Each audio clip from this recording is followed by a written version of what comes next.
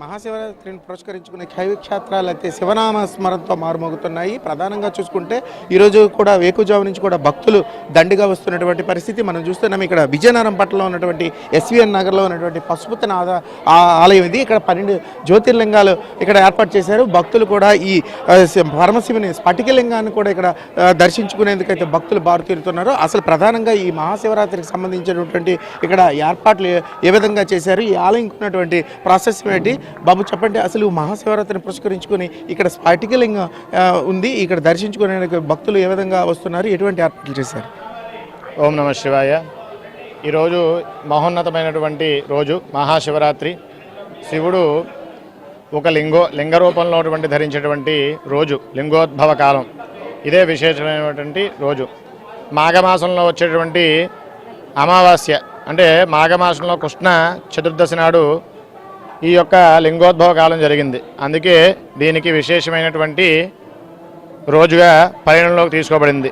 అయితే ఈ మహాశివరాత్రి సందర్భంగా మన ఆలయంలో ఇక్కడ ఎస్విఎన్ నగర్ విజయనగరం జ్యోతిర్లింగ సమేత పశుపతినాథేశ్వర ఆలయంలో విశేషంగా ఉదయం 3 గంటల నుండి కూడా స్వామివారి స్ఫటికలింగానికి మూలవిరాడికి ఎంతో వైభవపేతంగా క్షీరాభిషేకాలు, తదుపరి ఆలయ ప్రాంగణంలో సామూహిక మహాన్యాసపూర్వక రుద్రాభిషేకాలు, అదేవిధంగా సాయంత్రం సహస్రలింగార్చన, తదుపరి విశేషమైన అలంకరణ అర్చనాది కార్యక్రమాలు నిర్వహించబడుతూ ఉన్నాయి.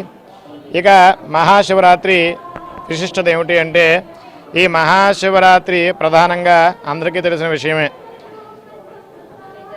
విష్ణువు బ్రహ్మ ఇద్దరి మధ్య వచ్చేటువంటి వివాదంలో ఈశ్వరుడు ఒక అగ్నిస్తంభంలాగా ప్రత్యక్షమయ్యి వారి యొక్క గర్భభంగాన్ని చేసి చివరికి ఆది అంతం మధ్యం కూడా ఆ యొక్క లింగం కనబడలేదట. అప్పుడు ఆ బ్రహ్మ విష్ణువు ఎవరైతే ఉన్నారో వాళ్ళిద్దరూ కూడా మాకన్నా మించినటువంటి పరమశక్తి ఒకటి ఉన్నది అని చెప్పి ఆలోచించి వెంటనే వాళ్ళు అందరూ సమానులే అనే భావాన్ని పొందారు. అప్పుడే జ్ఞానోదయం అయింది. అందుకే లింగోద్భవ కాలం జ్ఞాన సూచికంగా మనం నిర్వహించబడుతూ ఉంటుంది. ఇక అందువల్ల ప్రతి ఒక్కరూ కూడా లింగోద్భవ కాలంలో జాగరణ చేయడం, విశేషమైన అర్చన చేయడం, ఎంతో శివ పూజలు చేయడం ఎంతో ఫలితాన్ని ఇస్తుంది. దీనిలో భాగంగా ప్రతి ఆలయంలో లేనటువంటి స్ఫటికలింగం, ఇది ఎంతో కాంతిమైనటువంటి లింగం, భక్తుల యొక్క జ్ఞానాన్ని నింపేటువంటి లింగం. అటువంటి స్ఫటికలింగం మన ఆలయంలో ఉండడం మన అదృష్టంగా భావన చేసుకుని అటువంటి స్ఫటికలింగానికి కేవలం క్షీరంతోనే మాత్రం అభిషేకం. మిగతా భక్తుల కొరకు అందరూ కూడా జ్యోతిర్లింగాలు ఒకే చోట సందర్శించుకోవాలి